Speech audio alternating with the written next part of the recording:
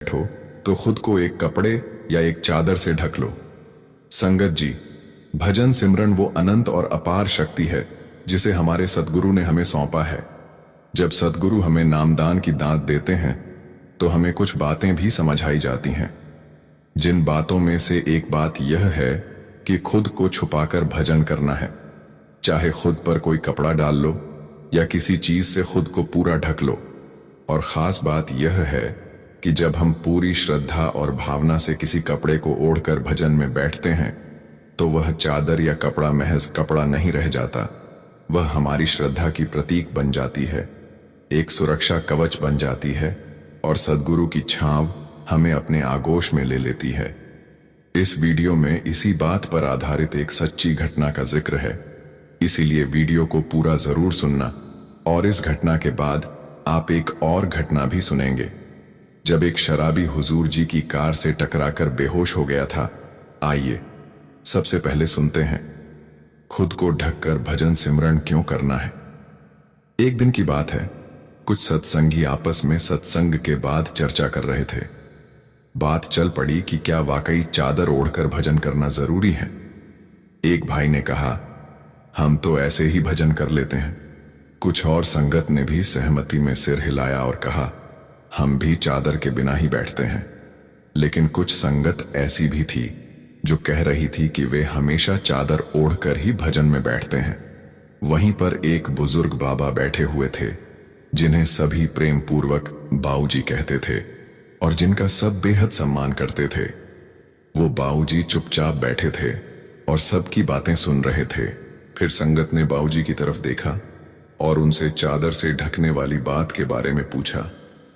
जब संगत ने उनसे मार्गदर्शन मांगा तो उन्होंने संगत को एक सच्ची घटना सुनाई जिसने सबकी आंखें नम कर दी और सबको समझ आ गया भजन सिमरन में चादर का क्या महत्व है। बाऊजी ने बताया, एक समय की बात है, एक बहुत ही साधन संपन्न महात्मा थे। एक रात कुछ चोर उनके घर चोरी करने आ पहुंचे। अब फकीरों के पास सांसारिक रूप से क्या ही होता है, उनके पास तो मालिक की बख्शी हुई नाम की दौलत होती है जो उन्हें इस दुनिया की चीजों से ऊपर उठा देती है। जब चोरों ने घर में चारों ओर देखा और पाया कि वहां कोई कीमती चीज नहीं है तो वे निराश हो गए। उनमें से एक चोर ने अपने साथी से झुंझलाकर कहा, तू हमें किसके घर ले आया? यहां तो लगता है जैसे किसी फकीर का ठिकाना है, कुछ भी हाथ नहीं लगने वाला। हमने इतना बड़ा रिस्क भी लिया और हाथ भी कुछ नहीं लगा। जब चोरों ने चारों तरफ नजर घुमाई तो देखा कि उस महात्मा के पास केवल एक पुराना कंबल था, वो भी जगह जगह से फटा हुआ। लेकिन वही उनकी सबसे बड़ी पूंजी थी जिसे वे सर्दियों में सोते समय ओढ़ते और भजन के समय खुद पर डाल लिया करते थे। उस रात जब चोर घर में दाखिल हुए, महात्मा ने उन्हें देखा तो रोने लगे। वे खुद से बातें करते हुए बोले, हे मेरे मालिक, मेरे घर में तो चुराने लायक कुछ भी नहीं है और ये बेचारे चोर यहां आ गए हैं। इन्होंने इतनी मेहनत की और इनके हाथ यहां से कुछ भी नहीं लगने वाला। इनका दुख मुझसे देखा नहीं जाता। पांचों चोर चौंक गए, एक दूसरे की तरफ हैरानी से देखने लगे। उनमें से एक बोला, अरे भाई, रो क्यों रहे हो तुम? Mom, Dad are coming home for dinner tonight. I really wanted to cook for them, but I have a meeting. तो कुछ ऑर्डर ही कर लेंगे? Oh my God! You did this? ये वाला उनका फेवरेट है ना? Nestasia, where design meets quality. महात्मा ने सिसकियों के बीच जवाब दिया, तुम लोगों ने मुझ जैसे फकीर को भी इस काबिल समझा कि मेरे घर चोरी करने आए। ये मेरे जीवन का सबसे बड़ा सौभाग्य है। सच कहूं, तुमने मुझे राजा जैसा सम्मान दिया है। काश मुझे पहले पता होता कि तुम आओगे तो कुछ इंतजाम जरूर करता।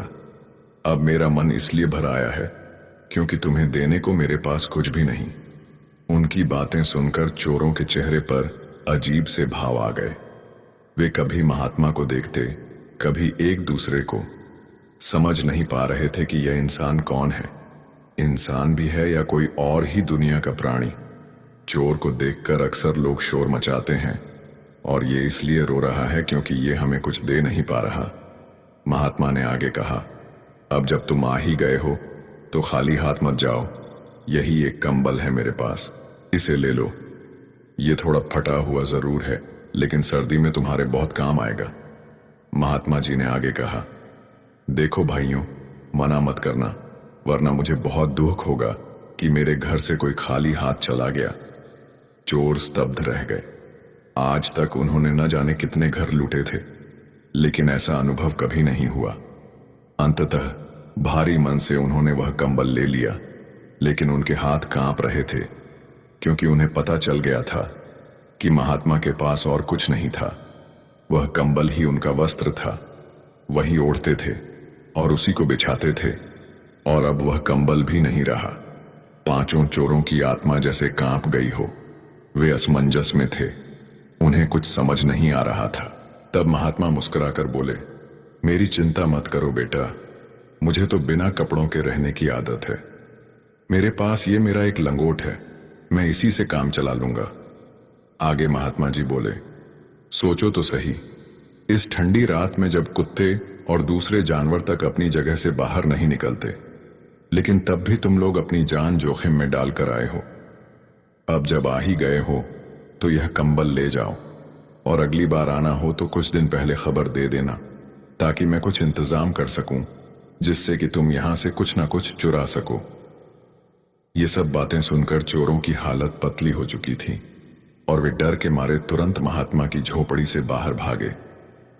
जैसे ही दरवाजे की तरफ बढ़े, महात्मा की आवाज पीछे से आई, अरे भाई सुनो, कम से कम दरवाजा तो बंद करके जाओ और मुझे धन्यवाद तो कहो। चोरों ने हैरानी से पीछे मुड़कर देखा और बड़बड़ाते हुए दरवाजा बंद किया और आपस में बोले, क्या अजीब आदमी है ये। फिर सर झुकाए वहां से चुपचाप निकल गए। महात्मा झोपड़ी में बनी एक छोटी सी खिड़की पर खड़े थे। उनकी निगाहें दूर तक उन चोरों के जाते कदमों को देखती रहीं। वे मन ही मन सोचने लगे, हर जीव में वही परमात्मा है, बस नजर की बात है। कुछ समय बीता और वो पांचों चोर कहीं और चोरी करते हुए पकड़े गए। उन पर मुकदमा चला, और जब पुलिस ने तलाशी ली तो और तो कुछ पुलिस को नहीं मिला, लेकिन वही कंबल उनके पास से बरामद हुआ। वो महात्मा कोई साधारण व्यक्ति नहीं थे, बल्कि बहुत पहुंचे हुए थे, और उनके बहुत से भक्त थे। अदालत में जब कंबल पेश हुआ तो जज ने उसे देखते ही पहचान लिया और सख्त लहजे में पूछा, तो तुम लोगों ने उस महात्मा के घर भी हाथ मारा था? साथ संगत जी, जज साहब खुद भी महात्मा की कुटिया में अक्सर प्रवचन सुनने जाया करते थे। जज साहब ने उन्हीं महात्मा को गवाही के लिए बुलाया। जज बोले, अगर आपने कह दिया कि यह कंबल आपका है और इन लोगों ने चुराया है, तो हमें और कोई सबूत नहीं चाहिए, क्योंकि आपकी एक बात 1 लाख लोगों की गवाही के बराबर मानी जाती है। मैं आपको जानता हूं, आप कभी भी झूठ नहीं बोलते। आप बस एक बार कह दो कि आपका कंबल इन्हीं पांचों ने चुराया है, फिर मैं इन्हें ऐसी सजा दूंगा कि ये दोबारा चोरी करने का नाम भी नहीं लेंगे। चोर बुरी तरह घबराए हुए थे। उनके शरीर कांप रहे थे और मन ही मन वे परमात्मा को पुकार रहे थे। जब महात्मा ने चोरों की ओर नजर डाली तो महात्मा के चेहरे पर कोई गुस्सा नहीं था, बल्कि करुणा छलक रही थी। फिर वे जज साहब की ओर मुड़े और बोले, नहीं साहब, ये चोर नहीं हैं, ये तो नेक दिल सज्जन लोग हैं। मैंने अपनी मर्जी से इन्हें वह कंबल भेंट किया था, और बदले में इन्होंने मुझे दिल से धन्यवाद भी कहा था। महात्मा आगे बोले, जब कोई किसी को कुछ देता है और सामने वाला उसका आभार प्रकट करता है, और इन्होंने भी बिल्कुल वैसा ही किया था। इन्होंने मेरे यहां से कोई चोरी नहीं की। Pink salt, pink salt, pink salt. Which one should I buy? Try Ashirvad Himalayan Pink Salt. No added colors, naturally sourced from the Himalayas, contains calcium and magnesium. Great. Ashirvad Himalayan pink salt. Try now. Ladies and gentlemen, welcome to your vacation guide. Your suitcases are fully packed. Settle in with your fellow passengers. This will be a long journey with an unexpected turn. You will arrive at your destination in 50 minutes. On arrival, remain seated. All passengers will be guided to their exit. Things may seem unfamiliar at first, and you would have to make your way through the local crowds. But soon, you will get into the swing of the usual customs. After this stressful day, all that remains is for you to sit back and consider doing it all again tomorrow. Your place in nature, closer than you imagined. Shobha Sinia Island. ये गवाही सुनकर जज साहब इस case को वहीं खत्म कर देते हैं। साध संगत जी, महात्मा के इन शब्दों ने जैसे अदालत का माहौल ही बदल दिया। जज ने तुरंत आदेश दिया कि इन सभी को रिहा कर दिया जाए। रिहा होते ही वे सभी चोर सीधे उस महात्मा की कुटिया की ओर भागे। जैसे ही वहां पहुंचे, वे उनके चरणों में गिर पड़े और फूट फूट कर रोने लगे। कांपती आवाज में बोले, महात्मा जी, हमें माफ कर दीजिए। अब हम कभी भी चोरी नहीं करेंगे। हमें भी अपने जैसा बना लीजिए। हमें वो रास्ता दिखाइए जो आपको मिला है।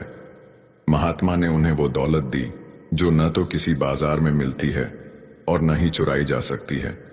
वो अनमोल नाम की दौलत जो चोरी से नहीं मिलती, वह खजाना जो कभी खत्म नहीं होता, बल्कि सत्संग, सेवा और सुमिरन से दिन रात बढ़ता ही जाता है। इसके बाद वे चोर भी सच्चे भक्त बन गए और महात्मा के मार्ग पर चलने लगे। साध संगत जी, महात्मा के दिए उस कंबल ने इन चोरों की जिंदगी ही बदल दी। और जब हम भजन सिमरन के लिए किसी चादर या कंबल का इस्तेमाल करते हैं, तो उस कंबल पर सद्गुरु का आशीर्वाद होता है और हमारे मन के बुरे विकार खत्म होने लगते हैं। इस तरह की चादर या कंबल का इस्तेमाल हमें किसी दूसरे काम में नहीं लेना चाहिए, बल्कि हमेशा भजन सिमरन के टाइम में ही इस्तेमाल करना चाहिए। आइए अब उस बात को सुनते हैं जब हुजूर जी की कार से एक शराबी टकरा कर गिर गया था। उस समय हुजूर महाराज जी गद्दी पर विराजमान थे और एक बार हुजूर महाराज किसी कार्यक्रम के सिलसिले में डेरे से बाहर जा रहे थे। जैसे ही वे डेरे से निकले, कुछ ही दूरी पर एक शराब के नशे में चूर आदमी अचानक हुजूर जी की गाड़ी के सामने आकर टकरा गया। साध संगत जी, संत महापुरुष हर प्राणी में परमात्मा का अंश ही देखते हैं। यही वजह है कि ऐसी किसी भी स्थिति में भी संत शांत, करुणा से भरे और संवेदनशील रहते हैं। उस दिन जब महाराज जी ने ड्राइवर साहब से कहा कि हमें बाहर जाना है, तैयार हो जाना, तो ड्राइवर जी ने उसे आदेश की तरह माना और बिना देर किए तैयार होकर हुजूर को गाड़ी में बिठाया। ड्राइवर साहब ने जब पूछा, हुजूर जी हमें कहाँ जाना है, तो हुजूर जी मुस्कुराकर बोले, बेटा कल ही तो बताया था। ड्राइवर ने थोड़ी झेप के साथ कहा, हाँ हुजूर जी, लेकिन याद नहीं रहा। फिर हुजूर गाड़ी में बैठकर रवाना हो गए। आगे आगे सुरक्षा वाहन चल रहा था, उसके पीछे हुजूर जी की गाड़ी थी। तभी अचानक एक नशे में धुत व्यक्ति सड़क पर लड़खड़ाता हुआ आया और हुजूर जी की कार के सामने आकर टकरा गया। ड्राइवर साहब ने झट से गाड़ी रोकी और कहा, हुजूर जी, लगता है कोई व्यक्ति गाड़ी के सामने आ गया है। हुजूर जी ने शांत स्वर में जवाब दिया, हाँ बेटा, मुझे भी ऐसा ही लगा। देखो जरा कौन है। सिक्योरिटी टीम ने तुरंत कार्रवाई की। उस आदमी को संभालने की कोशिश की। उन्होंने उसे उठाया और पूछा, भाई तू कौन है? लेकिन वह व्यक्ति कुछ बोल नहीं पाया। वो पूरी तरह नशे में था, कभी इधर गिरता कभी उधर। उसकी हालत देखकर हुजूर को कोई गुस्सा नहीं आया, बल्कि हुजूर की आंखों में करुणा चमक उठी। संतों का हृदय तो हर जीव के लिए प्रेम से भरा होता है, चाहे वो किसी भी हाल में क्यों ना हो। तब हुजूर जी ने ड्राइवर साहब से शांत स्वर में कहा, बेटा जाकर देखो तो सही कि कौन है। ड्राइवर तुरंत गाड़ी से उतरकर उस शख्स की ओर बढ़े। सिक्योरिटी के लोग भी हरकत में आ गए और उस शराबी को सड़क से एक किनारे करने लगे। लेकिन वह व्यक्ति बहस पर उतर आया, कभी चिल्लाता कभी उलझने लगता। जब हुजूर जी ने देखा कि मामला बिगड़ता जा रहा है, तो हुजूर जी खुद गाड़ी से बाहर आ गए। जैसे ही उस शराबी की नजर हुजूर जी पर पड़ी, वह हक्का बक्का रह गया। उसके चेहरे पर पहले हैरानी आई, फिर श्रद्धा के भाव आ गए। उसने तुरंत हाथ जोड़ लिए और कांपती आवाज में बोला, मैंने आपके बारे में बहुत सुना है। लोग आपको मालिक कहते हैं। उसी नाम की खींच से मैं आपके पास चला आया। हुजूर जी ने सहज भाव से पूछा, भाई मैं कोई मालिक नहीं हूं, मालिक तो वो एक ही है। बाकी तुम मुझे ये बताओ कि तुम ऐसा क्यों कह रहे हो, क्या बात है, क्यों परेशान हो? उसने रुंधे गले से जवाब दिया, आप परमार्थ की बात करते हैं, सेवा की प्रेरणा देते हैं, यही बात मुझे खींच लाई। हुजूर जी मुस्कुराते हुए बोले, इस संसार में हर किसी का जीवन एक उद्देश्य से जुड़ा होता है। मुझे भी मालिक ने इसी उद्देश्य से भेजा है, ताकि मैं संगत की सेवा कर सकूं, लोगों का मार्गदर्शन कर सकूं। मैं वही कर रहा हूं जो उसने मुझे सौंपा है। हुजूर जी की कोमल वाणी और चेहरे की शांति देखकर वह आदमी अचानक फूट फूट कर रोने लगा। हुजूर जी ने प्यार से पूछा, भाई तू इतना क्यों रो रहा है? क्या दर्द है जो तू इस कदर टूट गया है? उस व्यक्ति ने डबडबाई आंखों से कहा, हुजूर जी, मेरी पत्नी आपको बहुत मानती थी, मेरे बच्चे भी आपकी सेवा में जुटे रहते थे। एक दिन जब वे भंडारे से सेवा कर लौट रहे थे, जिस साधन में बैठकर वो दोनों घर आ रहे थे, उसका भयानक एक्सीडेंट हो गया। उस हादसे में मेरी पत्नी और बच्चा दोनों ही चल बसे। अब मेरे पास कोई नहीं बचा, मेरा घर उजड़ गया। हुजूर जी ने उसकी पीड़ा को गहराई से महसूस किया और बोले, तो तूने इस गम में खुद को शराब में डुबो लिया? वह भाई धीरे से बोला, हाँ महाराज जी, मैं इस दर्द को सह नहीं पाया। तब हुजूर जी बोले, बेटा तेरी पत्नी और बच्चा बहुत नेक कर्मों में लगे हुए थे, सेवा करते थे, भलाई करते थे, मगर समय का कोई भरोसा नहीं होता। मालिक ने सबकी सांसें तय करके यहाँ भेजा है। जब सांसें पूरी हो जाती है तो मालिक अपनी रूहों को वापस बुला लेते हैं। लेकिन तू जो कर रहा है वह उनके कर्मों को नहीं, उनकी यादों को धूमिल कर रहा है।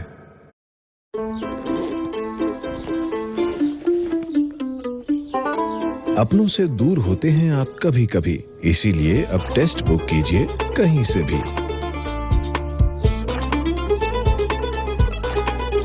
दावत, जब दिल में थोड़ी बेकरारी और ढेर सारा प्यार हो, कुछ खास करने का अरमान हो, जब मेहमान नवाजी में कोई कसर बाकी ना हो, तब जान लो घर में आज दावत है। दावत, ब्रिंग आउट योर फाइनेस्ट। अब समय है कि तू संभल जाए, उनके नाम पर भलाई कर, सेवा कर, ताकि वो मालिक के घर सुकून से रह सके। उस आदमी ने भारी मन से हुजूर जी से पूछा, मेरे साथ ही ऐसा क्यों हुआ? हुजूर जी ने बड़ी सहजता से जवाब दिया, बेटा जिस आत्मा को मालिक ने बुलाना होता है वह किसी भी हाल में यहां नहीं रुकती, और जो यहां आया है उसे एक दिन लौटना ही है। परमार्थ से जुड़ी हुई रूहों का जब कर्मों का हिसाब पूरा हो जाता है तो ऐसी रूहें मालिक में समा जाती हैं। तेरी पत्नी और बच्चा भी मालिक में समा चुके हैं। तुझे तो मालिक का शुक्र करना चाहिए कि मालिक ने तेरी पत्नी और बच्चे को अपने घर जगह दी। साध संगत जी, जब उस व्यक्ति ने हुजूर जी के इन शब्दों को सुना तो वह एकटक उनके चेहरे को देखने लगा। जैसे ही उसकी निगाह हुजूर जी की आंखों से टकराई, वह शांत हो गया, मानो सारी दुनिया की आवाजें थम गई हों। और फिर अचानक वह बेसुध होकर जमीन पर गिर पड़ा। हुजूर जी ने तुरंत एक सेवादार से कहा, इसे धीरे से उठाओ और डेरे में ले चलो, चिंता मत करो, ये ठीक हो जाएगा। जब वह भाई डेरे लाया गया तो हुजूर जी बोले, इसे अंदर ले जाकर आराम से लिटा दो, इसे बस थोड़ी शांति की जरूरत है। एक सेवादार ने हैरानी से पूछा, महाराज जी इसकी हालत ऐसी क्यों हो गई? हुजूर जी ने मुस्कुराकर कहा, ये भाई पिछले जन्म में मेरा बहुत प्यारा सेवादार हुआ करता था। इसने संगत की खूब सेवा की थी, मगर फिर जिंदगी की एक ठोकर ने इसे रास्ते से भटका दिया। सेवादार ने फिर पूछा, हुजूर जी ऐसा क्या हुआ कि ये रास्ता भूल गया? हुजूर जी ने गंभीर स्वर में जवाब दिया, जब कोई बहुत अपना बहुत प्यारा इस दुनिया से चला जाता है तो दिल को संभालना आसान नहीं होता। इसकी पत्नी और बच्चा दोनों ही मालिक के पास चले गए। इसने वह दर्द कभी सहन नहीं किया और उसी गम में खुद को खो बैठा, पर अब मालिक की कृपा से सब ठीक होगा। हुजूर जी ने भरोसा दिलाया। कुछ देर बाद जब उस भाई को होश आया तो वह घबराकर बोला, मैं कहां हूं? सेवादार ने मुस्कुराते हुए जवाब दिया, भाई, तुम डेरे में हो? तो वह भावुक होकर बोला, मुझे हुजूर जी से मिलना है, बस एक बार हुजूर जी से मिलना है। अभी वो भाई सेवादार से बात कर ही रहा था कि तभी हुजूर जी वहां आ पहुंचे। हुजूर जी ने मुस्कुराते हुए पूछा, अब कैसी तबीयत है तुम्हारी? उस व्यक्ति की आंखें भर आईं, कांपती आवाज में बोला, मैं ठीक हूं हुजूर जी। और फिर उनके दर्शन करते ही फूट फूट कर रोने लगा। वह कहने लगा, हुजूर जी, मुझसे बहुत बड़ी भूल हो गई। नशे की हालत में न जाने क्या क्या कह गया था आपको। हुजूर जी ने बड़े प्यार से कहा, बेटा, हां, गलती तो तुमसे हुई है, लेकिन अगर कोई अपनी गलती से सबक ले ले तो वही इंसान सच्चा साधक बनता है। अब पीछे मत देखो, जो बीत गया उसे छोड़ो और आगे का जीवन भजन सिमरन में लगाओ। बाकी चिंता मत करो, तुम बस मालिक पर भरोसा रखकर उसकी भजन बंदगी में लग जाओ। इतना सुनकर वो भाई रोने लगा तो हुजूर जी ने उसके कंधे पर हाथ रखकर कहा, जिंदगी में उतार चढ़ाव तो आते ही हैं बेटा। जैसे सूरज निकलता है, फिर बादल छा जाते हैं, कभी बारिश आती है, पर क्या सूरज उगना छोड़ देता है? नहीं। उसी तरह हमें भी हालातों से लड़कर आगे बढ़ना है। अगर हर दुख से टूटने लगे तो जीवन कैसे झेंगे? फिर हुजूर जी ने आगे कहा, अपना शेष जीवन मालिक को समर्पित कर दो, उसका नाम लो, सेवा करो, सिमरन करो। मालिक कहीं दूर नहीं है, वो तो हमारे भीतर ही है, बाहर तलाशने की जरूरत नहीं।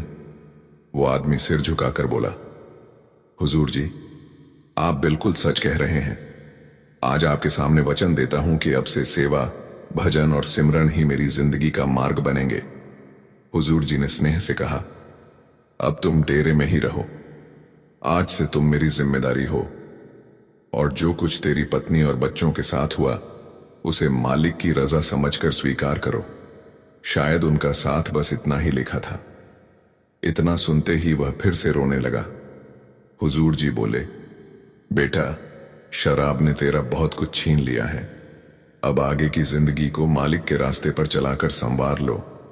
मालिक ने यह जीवन दिया है, उसका हिसाब देना होगा, इसलिए अब अपना ध्यान भजन सिमरन में लगाओ, जिससे कि तुम अपने निज घर पहुंच सको। जैसे ही उस व्यक्ति ने हुजूर जी की बातें सुनी, उसकी आंखों से आंसू बहने लगे। संगत जी, उस दिन के बाद उसने डेरे में ही रहकर पूरी तरह से सेवा और सिमरन में लग जाना स्वीकार कर लिया और अपने जीवन को पूरी तरह मालिक के चरणों में समर्पित कर दिया। साध संगत जी, संत महात्मा अक्सर कहते हैं कि इस संसार में एक भी घर ऐसा नहीं है जहां कभी किसी की मृत्यु ना हुई हो, और ये सच हम सब स्वीकार भी करते हैं कि जो आया है वो एक दिन यहां से जरूर जाएगा। लेकिन फिर भी हम अपनों को खोकर इतने टूट जाते हैं कि परमार्थ के रास्ते से भटक जाते हैं, जबकि हमें परमार्थ के रास्ते को कभी नहीं छोड़ना चाहिए। ये